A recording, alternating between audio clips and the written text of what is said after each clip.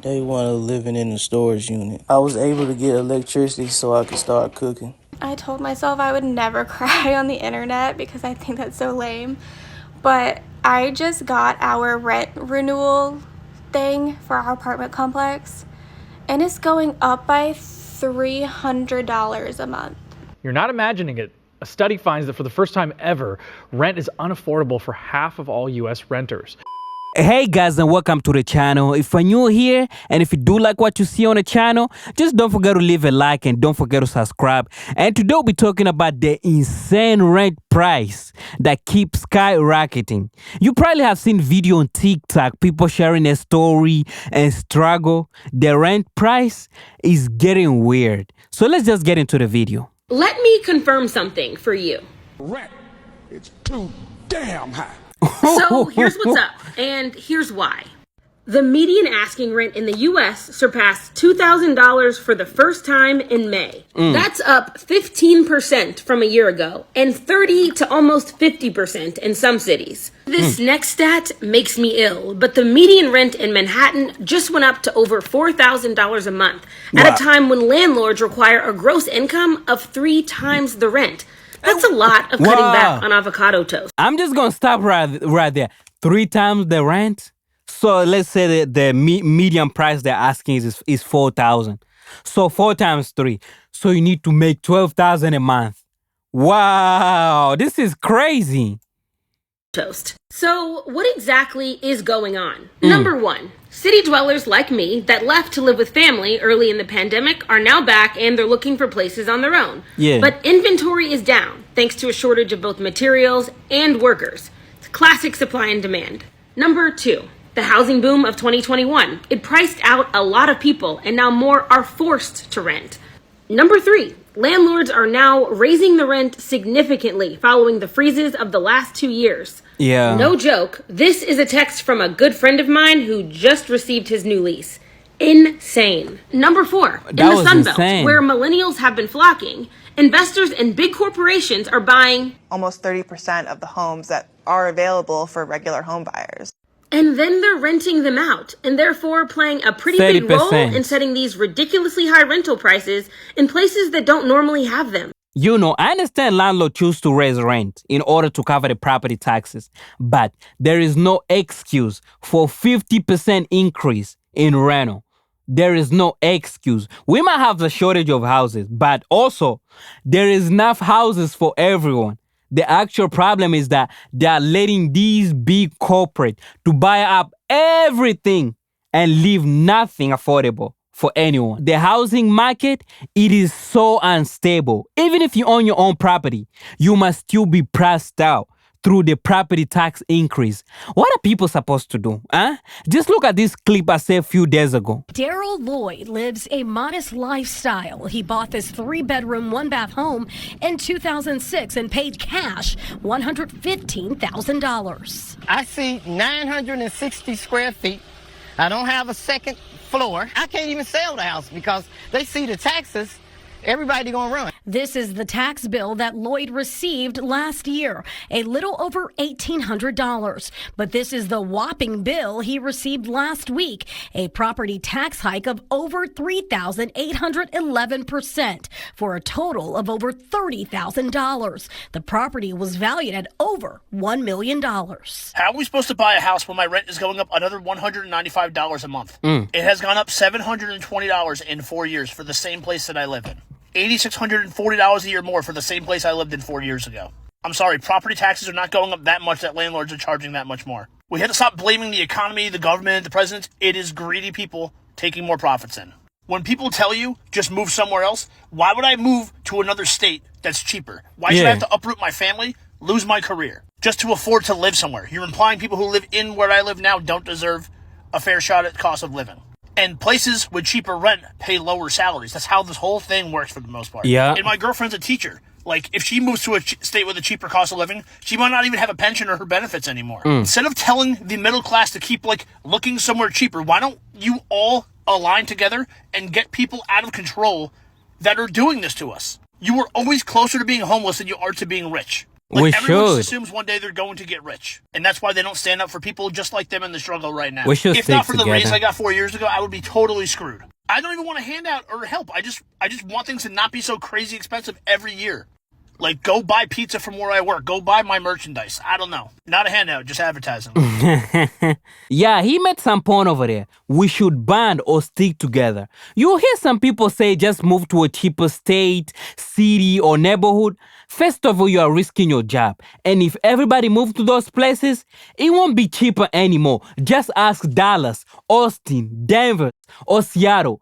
People will surely tell you, with this economy, we are always closer to being poor than being rich. Just look at this comment under this video. She's like, what is worse is those rental aren't even improved and they'll just up the rent. Yeah, you hear a lot of people complaining about this. Like, the rent just keep increasing, but those property aren't even properly being maintained. And the reply, there is a reply, and she's like, exactly. Our house is falling apart and they have done nothing. But our rent just goes up $150 every year, yeah? Just like I said, you hear a lot of people feel so related to these, like, why is the rent just keep increasing and the property aren't even being properly maintained, eh?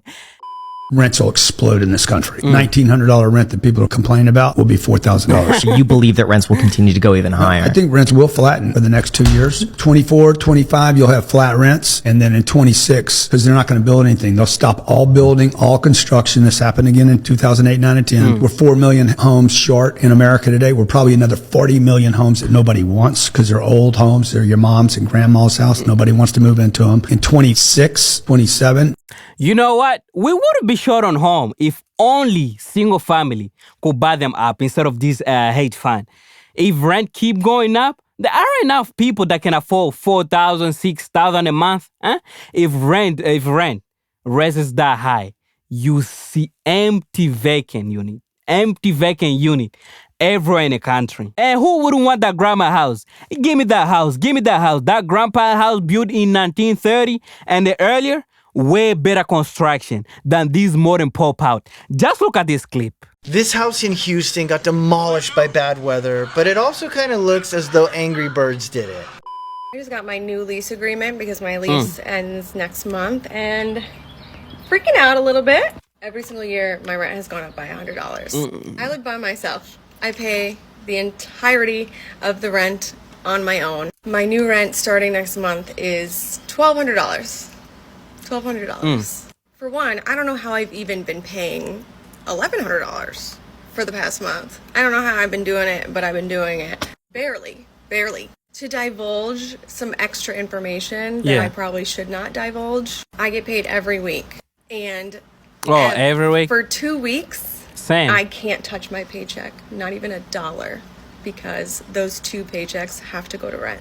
I essentially don't have any money for 3 weeks most of the time during the month. And that just repeats month after month after month. So I'm not sure about what we're gonna do going forward.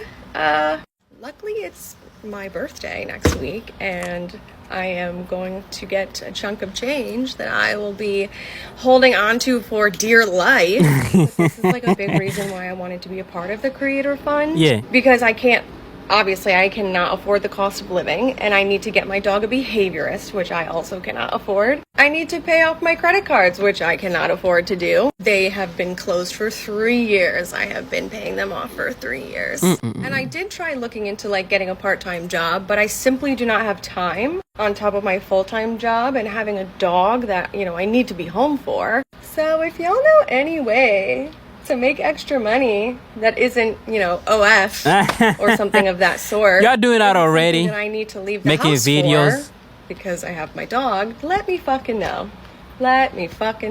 I'm poorer today than I was yesterday, and I'm just gonna keep getting more and more poor. So You're doing that already, making video. I feel like it's not only greedy, what the increases, the rent is going up, the increases and everything. But also they're trying to recoup the losses from the pandemic and the squatter, right? And what she said over here, it feels kind of true and relatable. What may be affordable to you is not always affordable to other people, regardless how you feel about the price of my rent. I can barely afford it. So there is you are lucky and that's cheap. Comment upon list and dismissive of other people's individual struggle. Yeah, that's really true. If you look under the comment, many people are agreeing to that sentiment that rent are going up or out of control. Look at this comment. And she's like, I paid $1,200 to live in a room, in a stranger home. Damn, you are paying $1,200 to rent a room in a stranger home. Damn, that is crazy. This is where things has gotten to. What's crazy is I do have a lawyer. My entire apartment building has a lawyer.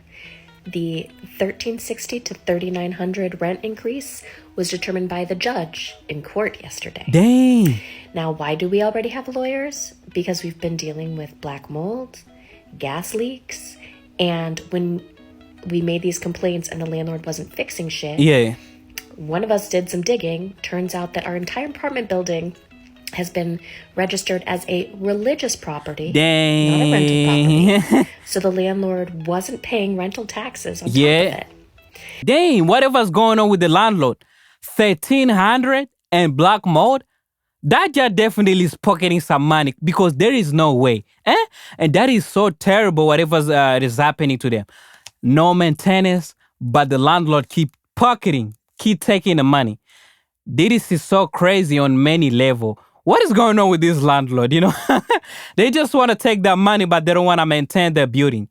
This is so crazy. Are things getting worse or any better for us renter? I think this video might have some answer for us.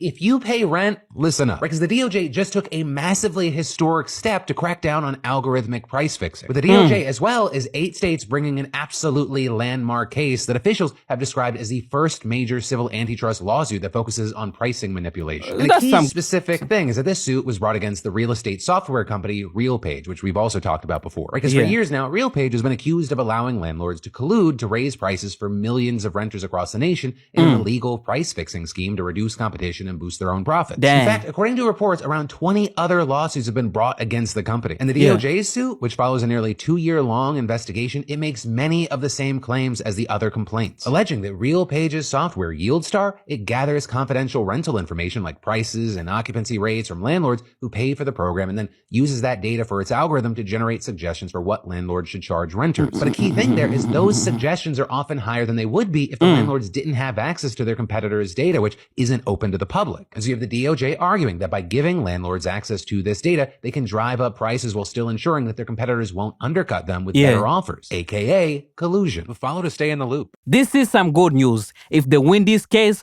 I don't think the rent will go down immediately. It will probably stay the same for a while. But these giant corporate, they will do anything. They'll just lobby the lawmakers. Still, this is the first step in the right direction. We've reached the end of this video. As always, guys, if you're new here and if you do like what I do on my channel, just don't forget to leave a like, subscribe, and comment down below what kind of video you want to see in the future on my channel. And see you guys in my next video.